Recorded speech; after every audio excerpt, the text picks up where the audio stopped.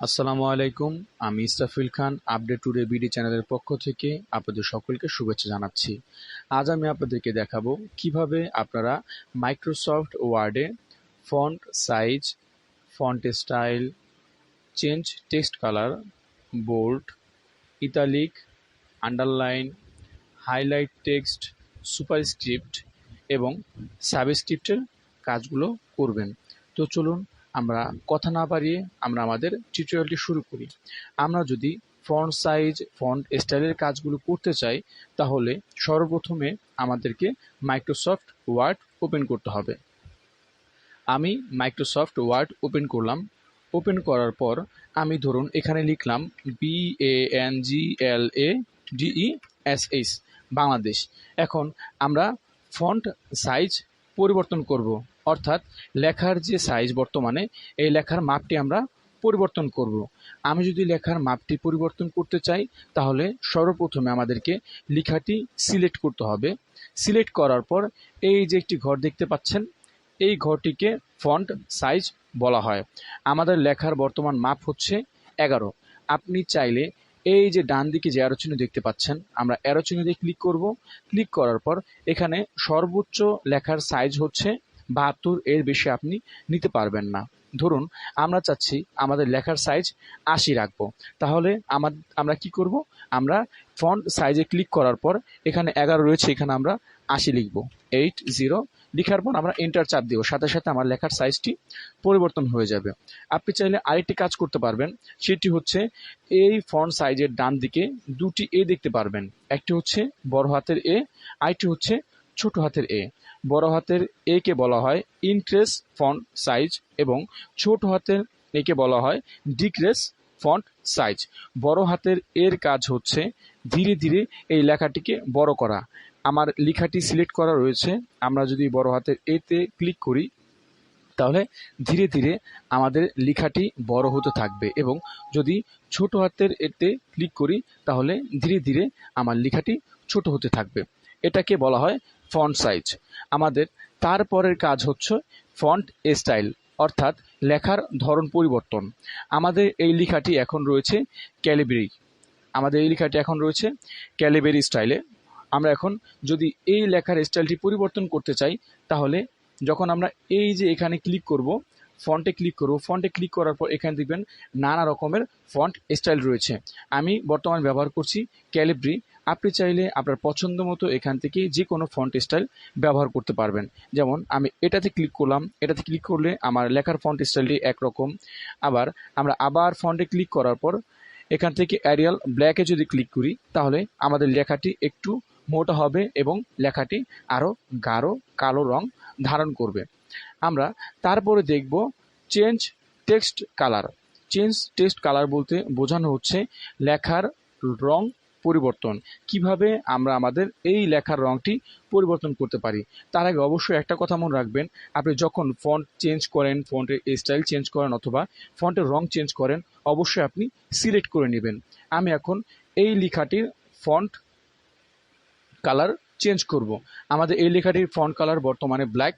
আমরা এটাকে পরিবর্তন করতে যদি চাই তাহলে এই যেখানে ফন্ট কালার নামে একটা অপশন রয়েছে, আমরা এই ডান দিকে অ্যারোতে ক্লিক করব। অ্যারোতে ক্লিক করার পর আপনারা আপনাদের পছন্দ মতো রং এখান থেকে সিলেক্ট করতে পারেন, অথবা আপনারা এখানে মোর কালার্স নামে একটি অপশন রয়েছে, এখান থেকে আমরা স্ট্যান্ডার্ডে আছে, কাস্টমে রয়েছে, আমরা স্ট্যান্ডার্ডে ক্লিক করব।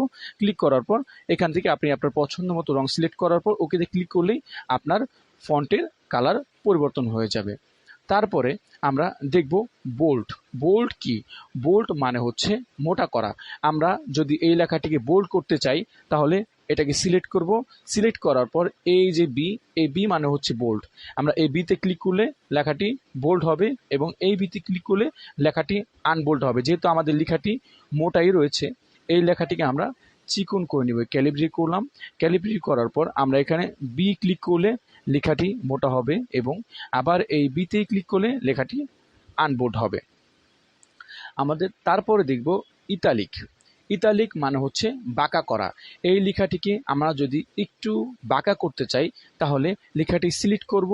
সিলেক্ট করার পর এই যে আই আপনারা দেখতে পাচ্ছেন, ইতালিকের প্রথম অক্ষর আই, এই আইতে ক্লিক করলে লেখাটি একটু বাঁকা হবে। আবার যদি আপনি ইতালিকটি উঠিয়ে নিতে চান, আবার আইতে ক্লিক করলেই লেখাটি আবার আগের মতো রূপ ধারণ করবে। তারপরে আমরা যাব হচ্ছে আন্ডারলাইন। আন্ডারলাইন হচ্ছে নিচের দিকে একটি দাগ আসবে। আমরা লেখাটিকে সিলেক্ট করলাম। সিলেক্ট করার পর এখান থেকে যদি আমরা ইউতে ক্লিক করি তাহলে লেখার নিচ বরাবর একটা দাগ দেখতে পাচ্ছেন আপনারা, এটাকে আন্ডারলাইন বলা হয়। আপনি চাইলে আন্ডারলাইনটি পরিবর্তন করতে পারেন। এই ইউ এর ডান দিকে একটি অ্যারো চিহ্ন রয়েছে, অ্যারো চিহ্নতে ক্লিক করব। ক্লিক করার পর এখান থেকে আপনি আপনার পছন্দ মতো আন্ডারলাইন ব্যবহার করতে পারেন, অথবা আপনি যদি এখন আন্ডারলাইনটি উঠিয়ে দিতে চান তাহলে আপনার ইউতে ক্লিক করার সাথে সাথেই আন্ডারলাইনটি এখান থেকে উঠে যাবে। আমাদের তারপরের কাজ হচ্ছে হাইলাইট টেক্সট। কিভাবে আমরা আমাদের টেক্সটটিকে হাইলাইট করব।